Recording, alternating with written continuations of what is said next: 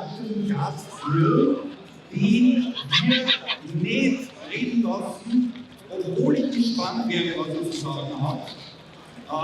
Denn er weiß sicherlich viel mehr, was in der Regierung vorgeht, als wir alle, weil schließlich war da einmal ein Musikmann. Ich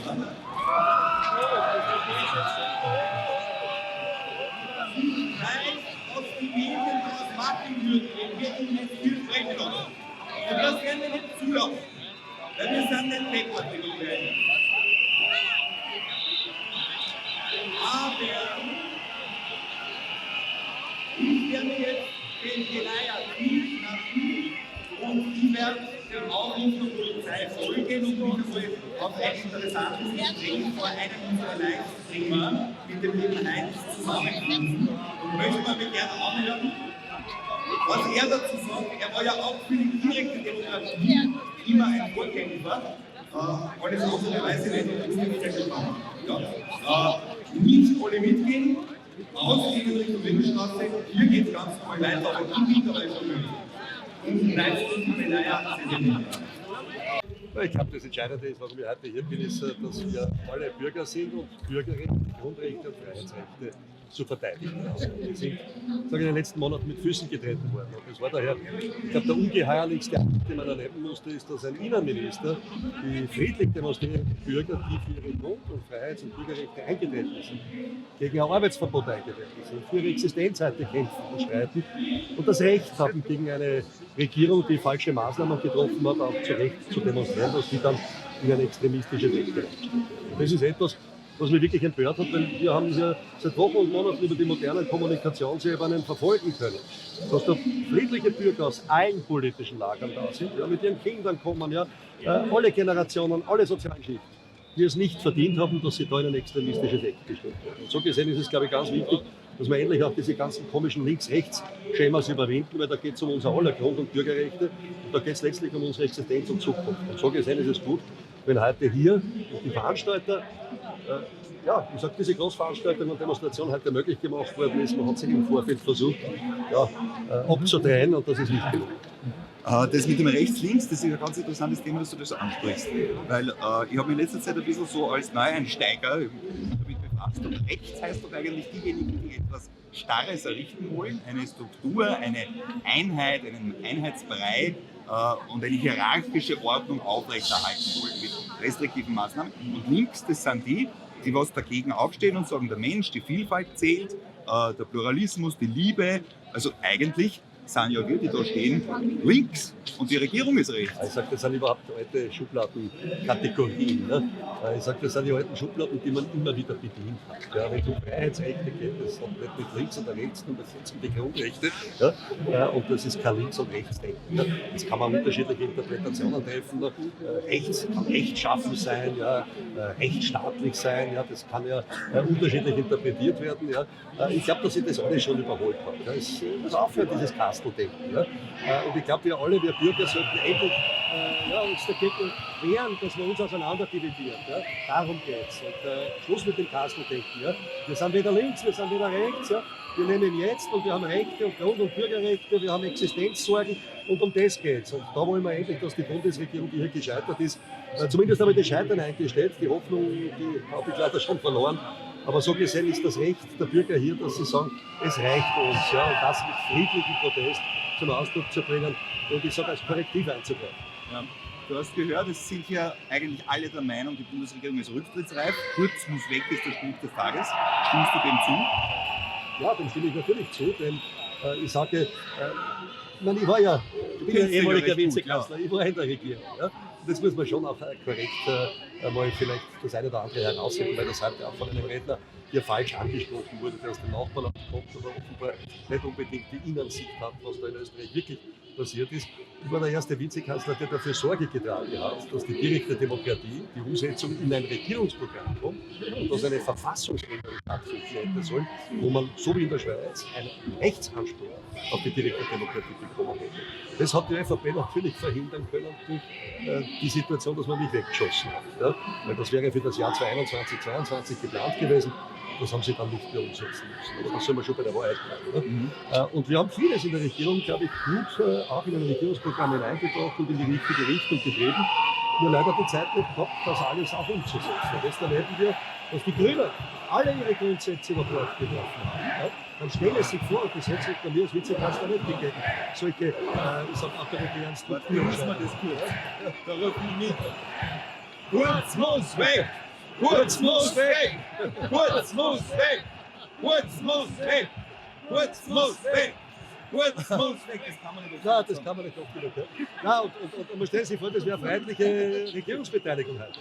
Damals hat es die Donnerstagsdemonstrationen oder Dienstags- und Donnerstagsdemonstrationen gegeben. Ich frage mich, wo die heute sind. Weil heute geht es darum, dass demokratische Grundrechte verschwinden. Und zwar seit über einem Jahr sukzessive und man wirklich Angst kriegt, weil manche Bürger leider sich beginnen daran zu gewöhnen. Das macht Angst. Und so gesehen ist das Wachrütteln, das auch durch die Bürger hier stattfindet, ein guter Prozess. Ja. Als intimer Kenner der Regierung, wie das alles funktioniert, wie kommen wir raus aus dem ganzen Palast? Ja, ich glaube, also grundsätzlich natürlich immer natürlich mit demokratiepolitischen Veränderungen. Ne?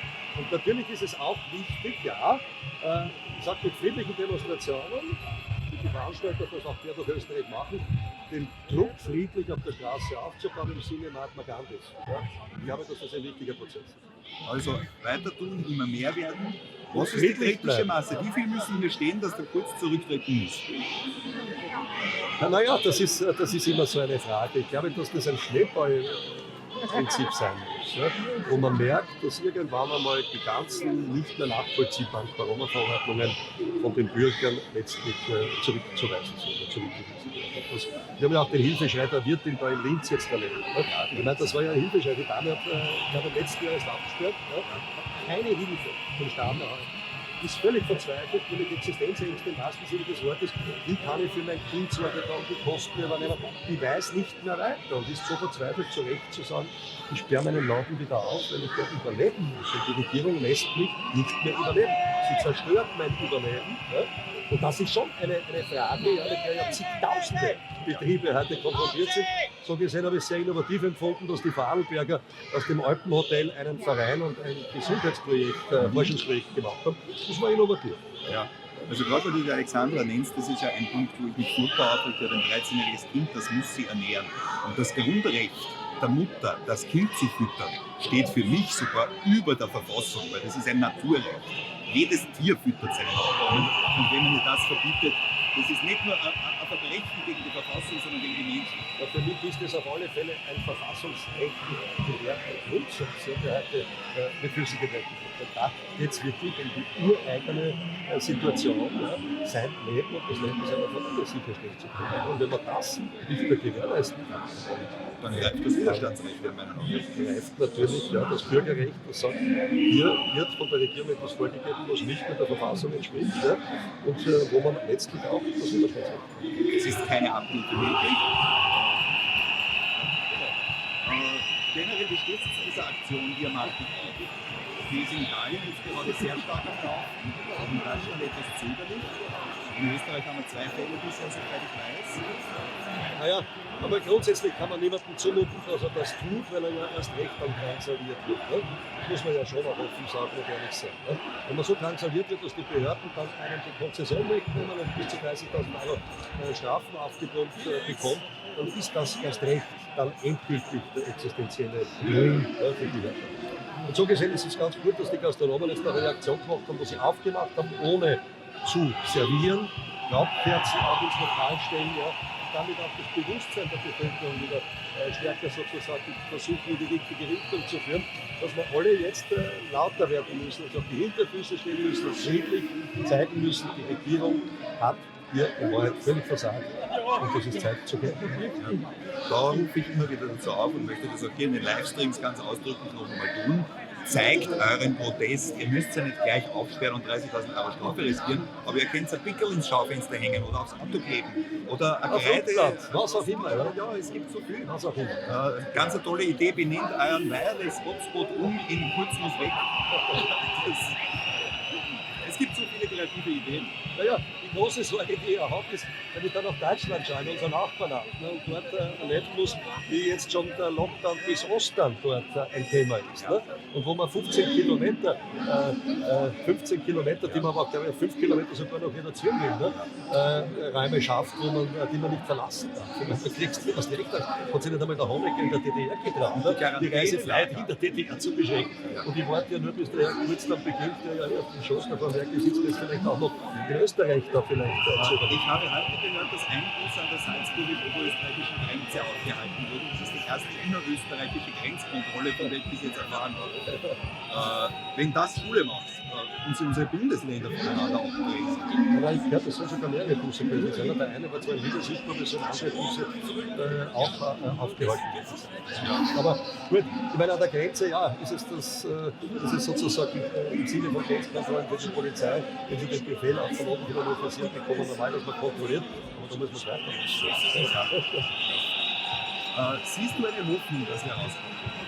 Ich sage, ich bin ein Mensch, der immer positivist ist und daher immer ein klares, positives Bild hat, und immer die Hoffnung nie aufgegeben hat, bei allen Ungerechtigkeiten. Weil ich sage, das ist wichtig, der Lebensabend. Wenn wir alle haben die Möglichkeit, jeden Tag, indem wir aufstehen, jeden Tag zu sagen, ein neuer Tag, wir haben die Möglichkeit, Dinge, die uns nicht passen, zu verändern. Und das ist unser aller Anliegen, das macht den Menschen aus. Und so gesehen ist es wichtig, nie aufzugeben, jeden Tag aufs Neue in Anlauf zu nehmen, Dinge, mit denen man nicht zufrieden ist und die ungerecht sind, zu verändern. Das muss uns alle begeistern. Ja. Du bist jetzt auch wirklich Privatmann, oder? Ich bin Bürger, ich bin Unternehmer heute, ja, und habe, wie ja jeder weiß, natürlich auch ein Bürgerteam, ja, aber ich sage im Sinne einer basisdemokratischen, außerparlamentarischen politischen Arbeit. Ja. Das mache ich auch. Nicht als Partei. Das ist als Partei getragen, wir haben eine Bezirksräte für die Wiener Wahl jetzt bekommen. Aber wir machen heute, ich sage, Bürgerveranstaltungen. Das ist natürlich jetzt nicht gerade der Zeitpunkt, Veranstaltungen zu machen, aber Demonstrationen als Bürger zu unterstützen, das ist immer gut. Ich gehört im Baden bei Wien, hast du das organisiert, ist das richtig? Nein, wir haben Veranstaltungen gehabt vor der Corona-Phase, vor dem Lockdown. Und jetzt ist natürlich so, dass wir das nicht provozieren. Eine Frage. Kurz muss weg! Kurz muss weg! Aber der Anschober bitte gleich mit. Ja, der Anschober bitte gleich mit. Meinen wir doch automatisch. Ja. Und alle anderen, daneben haben wir vor allem. Ich meine, nichts dafür. Aber man stellt sich uns Terroristen. Man, diese Menschen hier, das sind genau dieselben, die in Berlin mit den 2 Rosen im Wasserwerferstrahl stehen und ein Liebeslied singen. Das sind keine Terroristen. Nein, und das ist unfassbar. Es hätte unter meiner Regierungsbeteiligung so eine Entwicklung nicht gegeben, weil sie so in der Familie unterstützt hätten. Ja. Aber zu Recht werden, wenn eine freiheitliche Partei damals in einer Regierung so beschlossen hätte, die Demonstranten auf die Straße gegangen und hätten zu Recht demonstriert, unsere Demokratie ist in Gefahr. Ja. Das erleben wir heute unter dieser Konstellation, ja, mit einem grünen Regierungspartner, wo man sich nicht erlebt. Ist denn überhaupt das Parteiensystem in der Form, wie es jetzt existiert, angemessen für die heutige Gesellschaft? Können wir damit Selbstbestimmung erreichen überhaupt? Ich glaube, das war so wichtig, die direkte Demokratie in den Verfassungsrang zu setzen, nach dem Schweizer Vorbild. Und das war ja immer mein Ziel. Das habe ich ins Regierungsprogramm hineinverhandelt. Ich habe ja ursprünglich vorgehabt, mit 150.000 Unterstützungserklärungen bei einem Volksbegehren zu einer verbindlichen Volksabstimmung das zu führen. Wir waren im Regierungsprogramm mit der ÖVP nicht bereit war, sich zu bewegen, bei 900.000 dann geeinigt. Und das hätten wir mit einer Verfassungsmehrheit auch als eine rechtliche, verbindliche Volksabstimmungsstruktur in der Verfassung festgeschrieben. Und das wäre ein wesentlicher Schritt gewesen, denn man hätte bei einem Volksbegehren bei über 900.000 Unterstützungserklärungen letztlich auch rechtlich verbindlich eine Abstimmung kommen müssen. Und das ist, glaube ich, der richtige Weg in die richtige Richtung nach dem Schweizer Vorbild. Solange wir das nicht haben, haben wir nur alle 4-5 Jahre Wahltage, wo man seine Stimme abgeben kann, und dazwischen können leider die Regierenden tun und lassen, was sie wollen. Und das ist leider nicht der richtige Ansatz. Da muss die direkte Demokratie irgendwann einmal hoffentlich erkämpft werden. Ja. Du sprichst mir aus der Seele, ich weiß nicht, ob das vorhin schon da war, als wir es verkündet haben. Seit dem 13. Dezember, also seit 3 Tagen, bin ich als früher unpolitischer Mensch jetzt Bundesparteivorsitzender einer deutschen Partei. Einer deutschen? Ja, als Österreich. Ich kämpfe einen Kampf, von dem ich gar nichts habe. Ich werde nie in den Deutschen Bundestag einziehen. Aber aus vollstem Herzen, weil, was du gerade gesagt hast, die direkte Demokratie verankert. Unsere Forderung ist, Artikel 20 Absatz 2 des Deutschen Grundgesetzes zu verändern, mit einer verpflichtenden Volksabstimmung, mit einem ganz niedrigen Quorum, 0,4% der Wahlberechtigten. Und ja, jetzt kann ich das eigentlich verraten, wo wir gerade im Livestream sind. Vor nicht einmal 10 Minuten haben wir hier auf dieser Bühne, auf der Versammlung für den Schutz der Menschenrechte in unserer Verfassung, auch die österreichische Partei, die direkt gegründet und von hier aus beim Innenministerium die Satzung hinterlegt. Das ist jetzt exklusiv, erzähle ich dir als Erstem. Sehr gut, ja. Du, immer gut für jeden Mitstreiter. Ich glaube nur wichtig, man darf nie monothematisch sein, man muss immer breit aufgestellt sein. Das ist ein wesentliches Segment in der politischen Auseinandersetzung, neben den sozialpolitischen, freiheitspolitischen und anderen Fragen. Aber es ist ein wesentlicher Punkt, ja, die direkte Demokratie voranzubringen. Das hat die Schweizer gezeigt über Jahrhunderte in der Evaluierung. Je niedriger das Quorum ist für eine verbindliche Volksabstimmung, desto besser auch letztlich die Entwicklung. Und das Volk ist immer das beste Korrektiv gegenüber wenigen Mächtigen, ja, die sich richten. Ich lade dich ein, schau mal auf diedirekte.de. Wenn dir gefällt, was du dort liest, wir werden die österreichische Version weit produzieren. Inhaltlich ist immer gerne wichtig, inhaltlich austauschen. sich gegenseitig dort, wo man gemeinsame inhaltliche Positionen vertreten hat. Genau. Die Menschen, die hier stehen, die schreien alle diese Märsche. Friede, Freiheit, Demokratie. Sehr gut. Selbstbestimmung und Souveränität. Jawohl. Das ist Freies Österreich und Solidarität. Das höre ich auch nicht. Ich höre Solidarität. Ich lasse mir nicht einreden, dass das ja alles rücksichtslose Leute sind. Das sind sie keineswegs. absolut. Es geht schon längst nicht mehr um eine Krankheit. Es geht um unsere Zukunft, um unsere Politik, um unsere Rechte, um unsere Regierung. Und man kann es nicht oft genug sagen. Ja, das ist es ja. Ich sage ja, es wird ja immer so getan, als würden die Menschen Krankheiten leugnen oder auch einen Virus leugnen. Das tun sie ja nicht. Ne? Sondern sie sagen, es ist nicht mehr angemessen, wie man damit umgeht. Ne? Die Älteren, die Risikogruppen schützen. Junge Menschen sind in der Regel nicht gefährdet. Und jemand, der, ich sage, jung ist, der braucht sich nicht wirklich eine große Sorge machen.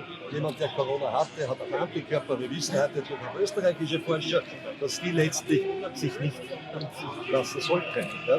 Denn die haben eine Herdenimmunität. Ja? Und da wird einfach alles sozusagen wie durch einen Gemüsegarten zusammengepackt. Und das funktioniert Immer das rausgepickt, was gerade gut klingt, damit man noch mehr Angst machen kann. So ist es. Das habe ich sogar zugeben kurz. Und die Widersprüche haben wir ja die letzten Monate erlebt. Ne? Masken sind wichtig und schützen und dann wieder nicht. Und ja, also das Hin und Her ist ja alles sehr. Und ich sage, die frische Luft ist immer noch das Beste. Ne? Oder? Ja? Frische Luft ist immer das Beste. Ja. Ja gut, lieber Heinz, Hat mich danke für gefreut, das ja. Gespräch, hat mich auch Alles sehr Gute. gefreut. Ja. Dir auch alles Gute. Wie viel Angst hast du? Du hast den Handschuh an. Na ja, aber nur wenn man kalt ist. Ja.